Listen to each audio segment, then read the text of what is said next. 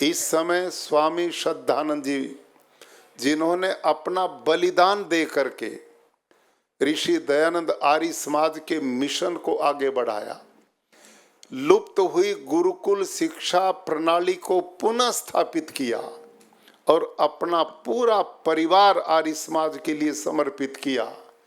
ऐसे महामानव का बलिदान दिवस, शहादत दिवस ये वर्ष चल रहा है। ऐसे अवसर पर मैं एक दो सुझाव जरूर देना चाहूँगा। अब जमाना बदल रहा है, टेक्नोलॉजी नई से नई आ रही है।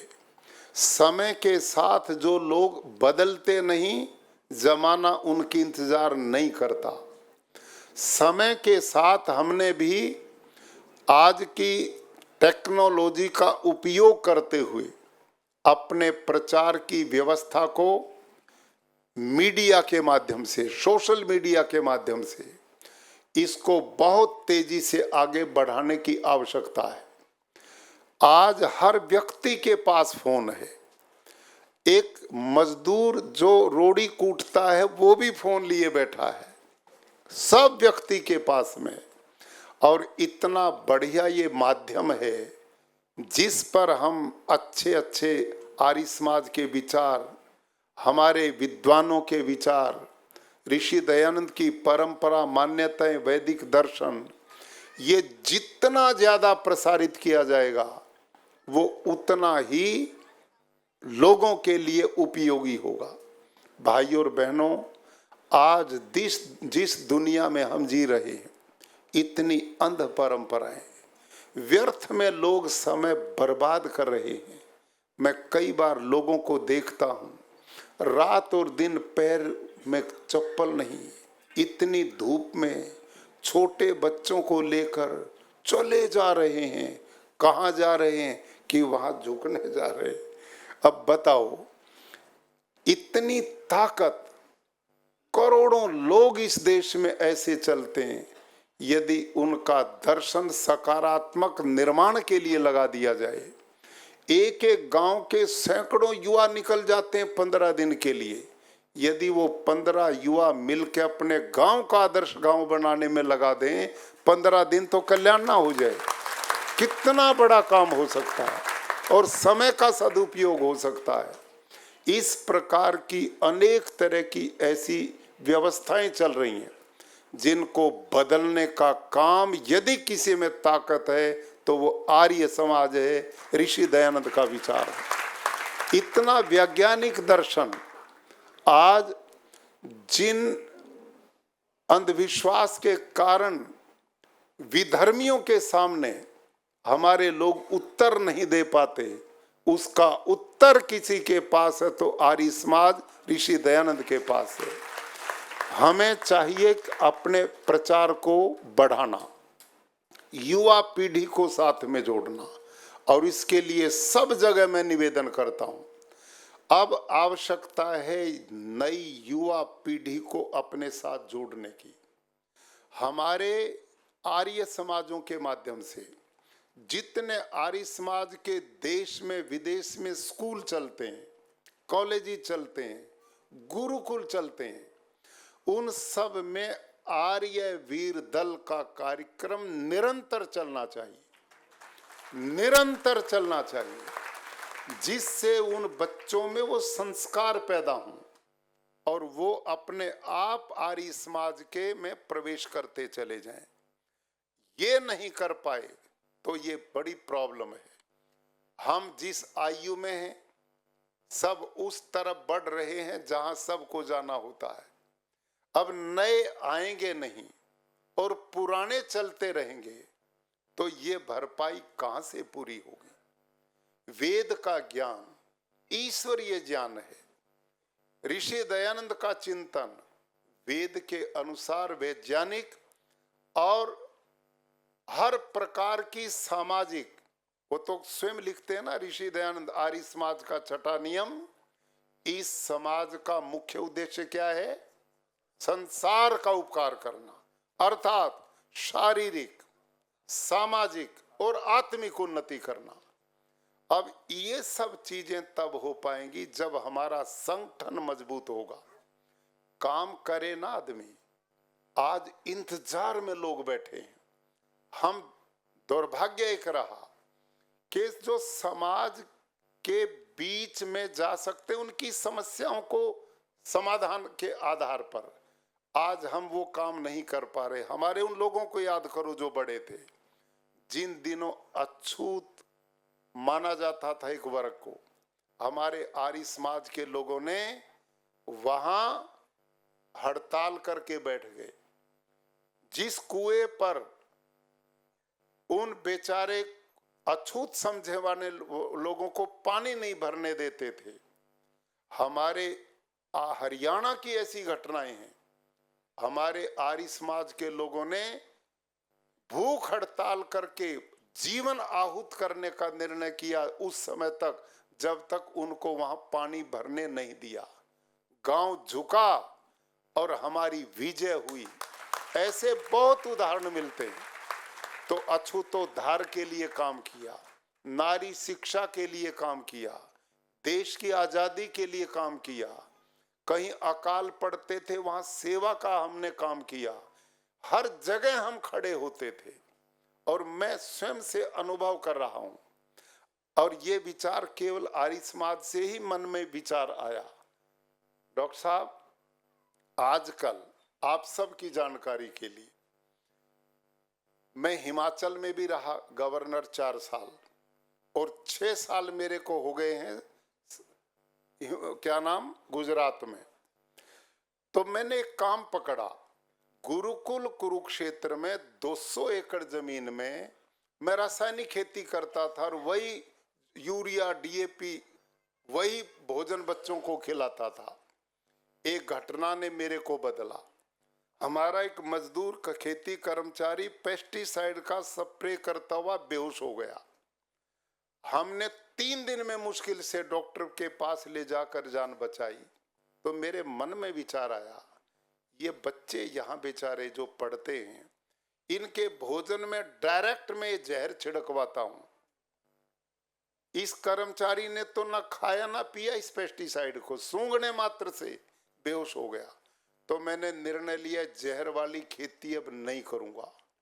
और गुरुकुल कुरुक्षेत्र में 450 गाय हैं जो हमने खुद अपने हाथ से बनाई और उन्हीं के गोबर गोमूत्र से खेती शुरू कर दी। जब परिणाम आए और मैं गवर्नर हिमाचल में था, तो मैं गांव के खेतों में जाता था और मैंने उन लोगों को देखा, किसानों को, किन के हाथ गले हुए, किन के ये गला हुआ। मैं उनसे पूछता था, ये तुम्हारे भाई शरीर में क्या रोग है?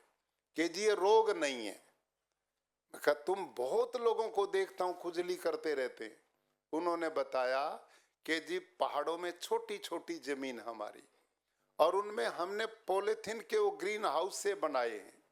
उनमें हम वेजिटेबल सब्जी पैदा करते हैं और उनमें इतना जहर डालना पड़ता पेस्टिसाइड का कि वो पेस्टिसाइड हवा में आकर हमारे शरीर के चमड़ी से टकराती, उससे बीमार है। और उन्होंने बताया कि एक आदमी घर में स्प्रे नहीं करता, हमारी ड्यूटियां लगती। अब की बार पिताजी करेंगे, अगली बार बड़ा बेटा करेगा, अगली बार माँ करेगी, अगली बार पुत्र वधू करेगी। नंबर से करते तब यह हालत है। तो जब ये मैंने देखा और अपने खेत का अनुभव लिया, तो मैंने वहां प्राकृतिक खेती का मिशन शुरू कर दिया कि भी तुम ये खेती करो, जहर वाली को छोड़ो। उनके छोटे छोटे शिविर लगाए। उसका परिणाम क्या निकला? आज सरकारी आंकड़े हैं इस समय हिमाचल में 99% पंचायतों में पूरे हिमाचल में प्राकृतिक खेती होने लगी। गाय दिखती नहीं थी, वहां घरों में खूंटों पर गाय आ गई और वो लोग, उनका जीवन बदल रहा। एक बात फिर गुजरात में आके फिर मैंने शुरू काम किया। वहां इस समय 8 लाख किसान प्राकृतिक खेती करना शुरू कर चुके हैं। 2 लाख देसी गाय मैंने सरकार के सहयोग से लोगों के खूंटे पे बंधवाई और जब ये काम मैं करता हूं और लोग जुड़ कर के प्यार करते हैं, तो मैंने एक रास्ता और निकाला। और कैसे निकला? हमारे वेद प्रचारक कंधे पर बिस्तर लेकर गांव गांव प्रचार करते थे। रोटी भी नहीं मिलती थी तो भी बेचारे भीख मांग के खा के प्रचार करते थे। तेरे को तो मौका मिला, इतना साधन मिला, प्लेटफार्म मोदी जी ने दे दिया, तो इसका लाभ उठाना चाहिए। और अब पिछले 5 महीने से मैंने काम किया। ये आपके सुनने की बात इसलिए मैं नहीं कह रहा कि मैं कर रहा हूं और आपको ये, हम करेंगे तो कैसे लोगों से जुड़ सकते हैं, ये मैं निवेदन करता हूं। मैं दिन में 4 बजे के लगभग किसी एक गांव में जाता हूं, वहां 267 तहसील हैं पूरे गुजरात में। और मैंने निर्णय लिया कि हर तहसील में जाऊंगा। सब जिला तो मैंने नाप दिए, हर तहसील में एक गांव पकड़ा। उस गांव में मैं 4 बजे गया, जाके मैं 1 एकड़ पंचायती जगह में पेड़ लगवाता हूं, वृक्षारोपण करवाता हूं। और पूरे गांव के लोगों को घर घर को जोड़ता हूं। ये इस घर का पेड़ है, एक रजिस्टर लगवाता हूं, पेड़ पे नंबर होता है, रजिस्टर में नाम होता है। ये भाई प्रेम सिंह का पेड़ है, ये दौलत राम का पेड़ है, रामचंद्र का पेड़ है। और वो परिवार सहित पेड़ के पास खड़े मिलते हैं। पूरा गांव पेड़ से जुड़ गया और वो पालने की जिम्मेदारी लेते हैं। हर 30वें दिन मैं उसका वीडियो मंगवाता हूं, पेड़ मरा तो नहीं है। ये भी काम करता हूं, कच्चा काम नहीं। ये काम, एक काम हो गया। नंबर 2, फिर मैं क्या करता हूं, इसके बाद झाड़ू लेता हूं, गांव को जोड़ता हूं और सारे गांव में क्या नाम, स्वच्छता अभियान चलाता हूं। सब लोग जुड़ जाते हैं स्वच्छता अभियान में, बच्चे बूढ़े जवान। दूसरा काम, फिर तीसरा काम, तब तक थोड़ा अंधेरा हो जाता है। 7 साढ़े 7 बजे उसी गांव के सबसे दलित, अनुसूचित जनजाति के घर में भोजन करता हूं। आदिवासी, दलित, पीड़ित, उनके घर में मैं भोजन करता हूं। उस सारे मोहल्ले से मिलता हूं और वो परिवार, अब बताओ कैसे भूलेंगे। एक घटना सुनाता हूं बीच में, बोर तो नहीं हो रहे तुम मेरे से? दुखी हो, कभी लंबा टाइम हो गया। एक घटना सुनाता हूं आपको। राजकोट जिला है गुजरात में, ऋषि दयानंद का भी वही जिला था। उसमें गोंडल एक तहसील है। उस तहसील में बिल्कुल इंटीरियर, बहुत दूर जाके एक गांव है लूनी वाव, मैं उसमें गया। मैं शहर के पास गांव में नहीं जाता, उस गांव को चुनता हूं जहां कोई जाने की हिम्मत नहीं करता, दूर। उस गांव में मैं गया, वहां रात का भोजन एक परिवार में मेरा रखा गया। और वो परिवार कौन था? वो व्यक्ति खेत मजदूर था, हरिजन था, जिनको अनुसूचित जाति बोलते हैं। उसकी 2 बेटियां थी। तीसरा बेटा पैदा हुआ लड़का, वो 10 दिन का था। घर इतना छोटा था कि उस एक कमरे में वो जच्चा बच्चा ही लेटे हुए थे। और छोटा सा किचन जिसमें पड़ोसी महिलाएं हमारा भोजन बना रही थी। और मैं गली में बैठ के, उस परिवार में गली में बैठ के भोजन कर रहा था, घर में बैठने की जगह नहीं थी। तो जब हम भोजन करने लगे, उसकी बेटी बैठी, उसकी माँ बैठी, वो खुद बैठा था भाई। तो वो 2-4 टुकड़े खाए और मेरी ओर देखे, फिर आए, फिर देखे। और मैं जब देखा तो उसकी आंखों से यूं पानी चल रहा था, आंखों से पानी बह रहा था। और मेरे को वो हिम्मत करके बोलता, साहब मैं स्वप्न देख रहा हूं या मेरे यहाँ घर में आप आए हुए हैं? मैं स्वप्न देख रहा हूं या आप मेरे घर में आए हुए? उसने ये बोला। तो मैंने कहा नहीं भाई, आप मेरे परिवार का हिस्सा हैं, मैं आपके परिवार में हूं, भोजन करो, आराम से शांति से करो, जैसे मैं खा रहा हूं वैसे आप भी खाओ। उसने फिर दोबारा भोजन शुरू किया और भोजन 2-4 ग्रास खा के फिर हिम्मत मारी उसने, खेती मजदूर। और उसने मेरे कान में चुपके से बोला, साहब मेरी 2 बेटी के बाद एक बेटा हुआ है, क्या मेरे बेटे को आप हाथ से छू दोगे? हाथ से छू दोगे, ये शब्द बोला उसने। मैंने कहा भाई छूंगा नहीं, मैं उसे गोद में लूंगा, गोद में लूंगा। और भोजन के बाद उस जच्चा बच्चा को मैंने बुलाया, उस बच्चे को मैंने गोदी में उठाया और वो वीडियो आप कोई मेरा देखते हो तो कल से वो चल रहा है। वो करीब 10-15 लाख लोग उस वीडियो को देख चुके हैं, वो जो हाथ में बच्चा है। अब मैं आपसे एक बात पूछता हूं, उन पूरे परिवार का भोजन किया और फिर उनके फोटो बना के मैं उनको भेजता हूं सब परिवारों को। ये घर में नहीं करता, मैं हर तहसील में एक परिवार में गांव में जाता हूं, हर तहसील में। अब आप बताओ आर्य भाई और बहनों, वो परिवार जिसमें इतना समय मैंने बिताया, घर में गया, क्या वो मेरे को भूल सकता है या मैं उसको भूल सकता हूं? और इतना ही नहीं किया, जिन जिन के घर में गया ना, मैं 24 परिवार थे अब तक, उन 24 परिवारों के 20-20 लोगों को मैंने बुलाया राजभवन में इसी 14 अप्रैल को। सब के सब परिवार, 600-700 परिवार लोग, सब दलित अनुसूचित जाति के लोग, जनजाति के लोग, आदिवासी लोग, हर गांव का 20-20 आदमी मैंने राजभवन में बुलाए।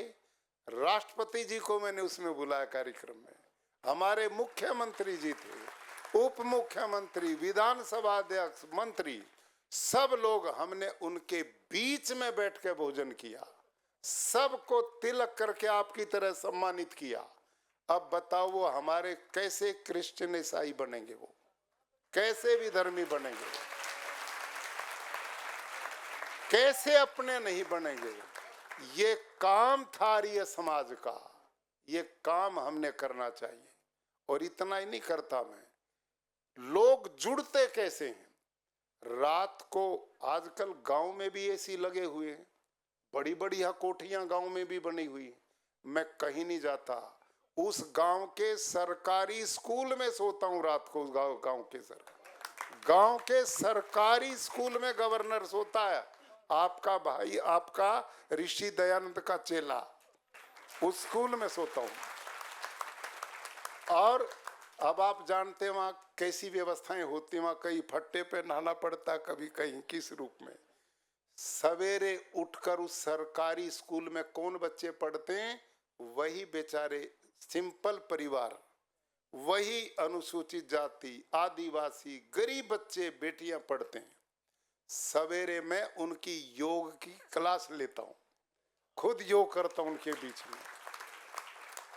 और उसके बाद में उस गांव में जो प्राकृतिक खेती किसान करता, उसके खेत में जाता हूं, उसकी गाय का दूध निकालता हूं, हल चलाता तो हल भी चलाता हूं, और चारा काटता तो हाथ से चारा भी कटवाता हूं।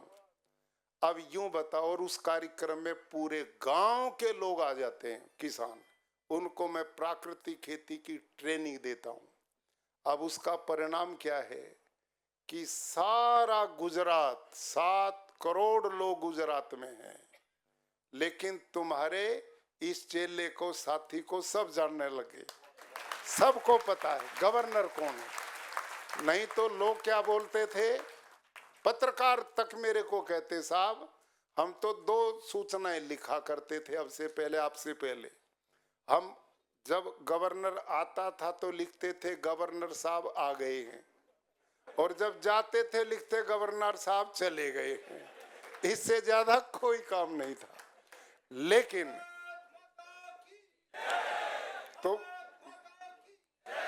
तो मैं निवेदन करता हूं, ये संस्कार विचार हमें गुरुकुलों से मिले, ऋषि दयानंद से मिले। वो गांव गांव में जाते थे, लोगों के बीच में जाते थे, उनके जीवनी को पढ़ो। एक दिन वो एक नाई के घर में रोटी खा रहे थे, स्वामी दयानंद सरस्वती, नाई के बाल काटने वाले घर में। तो कुछ ऐसे जिन्होंने कहा, आपने तो नाई की रोटी खा ली, आप बने फिरते हो पंडित विद्वान, नाई की रोटी खा ली। ऋषि दयानंद तो कितने तर्कशील थे, अरे रोटी नाई की नहीं थी, गेहूं की रोटी थी जो मैंने खाई है। तो ये तो आर्य समाज था जिन्हें बदल दिया दुनिया को छोटी छोटी विचारधाराओं में। एक बड़ी रोचक घटना इसी में याद है, आर्य समाजियों ने कैसे लोगों को विधर्मी होने से बचाया। हरियाणा की ये सत्य घटना है। पानीपत के पास एक सीख पाथरी गांव, उन दिनों मुसलमान यहीं रहते थे, पाकिस्तान नहीं बना था। तो वहां खेत थे, यहाँ एक ब्राह्मण का खेत था, उसके बराबर में एक जाट जाति का खेत था, और तीसरा खेत वहां साथ में एक मुस्लिम का था। अब लोग खेतों में काम करते थे, उनके बच्चे भी वहां रहते थे। उन दो बच्चे, एक ब्राह्मणों का था एक जाटों का था, उन दोनों बच्चों को प्यास लग गई पानी की। उनके यहाँ पानी था नहीं, वो सामने मुसलमान जो रहते थे उन्हें झोपड़ी में घड़ा रखा था पानी का, इन दोनों बच्चों ने जाके वो मुसलमान का पानी पी लिया। बस ये देखना था, और लोगों ने चिल्लाना शुरू किया, ये तो हो गए मुसलमान, इन्होंने तो मुसलमान का पानी पी लिया। रात को गांव में पंचायत हो गई, ब्राह्मण कहने लगे इसे उन्हीं को दे दो, अब हमारा रहा ही नहीं। वो जाट वाले कह रहे इसको भी निकालो, उनको दे दो, हमारा नहीं, क्योंकि मुसलमानों को पानी पी लिया, विधर्मी हो गए, खत्म हो गए। जब ये गांव में पंचायत हुई, काफी खींचातानी हुई, और पता लगा उस गांव में आर्य समाज के क्या नाम भजनोपदेशक गए हुए थे, और रात को प्रचार होना था। तो जब ये झगड़ा उनके कानों तक गया कि भाई बात क्या है, कि जी इन बच्चों ने मुसलमानों का पानी पी लिया, इसलिए विधर्मी बन गए, दोनों को घर से निकाल रहे हैं। तो कह रही इसमें क्या समस्या, पानी पी लिया घर से निकाल रहे, इनको बुलाओ दोनों को। वो जाट के बच्चे को उसने भजनोपदेशक ने 1 लोटा पानी पिलाया और कहा पेशाब कर दे, उन वाला निकल जाएगा, हमारे वाला रह जाएगा।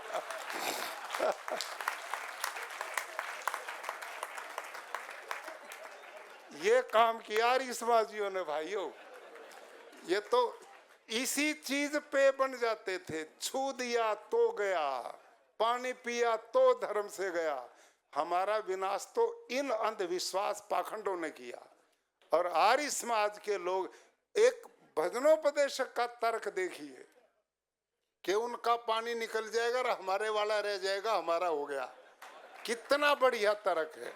तो कहने का मेरा अभिप्राय, मैं आपसे निवेदन करता हूं कि ये चिंतन, ये विचार इतना वैज्ञानिक है, इतना कल्याणकारी है, ये जनमानस में जाए, मिलें, अपनी संख्या को बढ़ाएं। और इसका बढ़िया तरीका ये युवा पीढ़ी के बेटे बेटियों को आर्य समाज के आर्य वीर दल के शिविरों में भेजें। एक दूसरा अंतिम, देखो जो मिलते रहते हैं ना, इकट्ठे होते रहते हैं, विचार आएगा, चिंतन आएगा। आज देखो हम इतने लोग यहाँ पर आए हैं एक दिन के लिए, कितना उत्साह हर किसी में काम करने का। और हम अब अगले 6 महीने मिलना ही बंद कर देंगे तो क्या उत्साह बचेगा।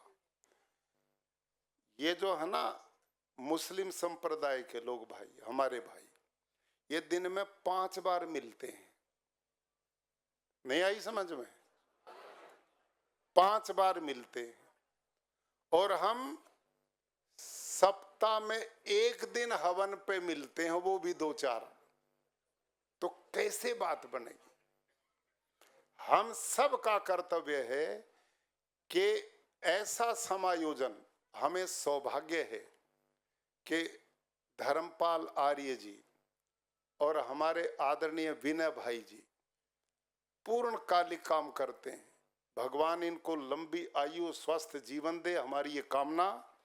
और हम सब मिल करके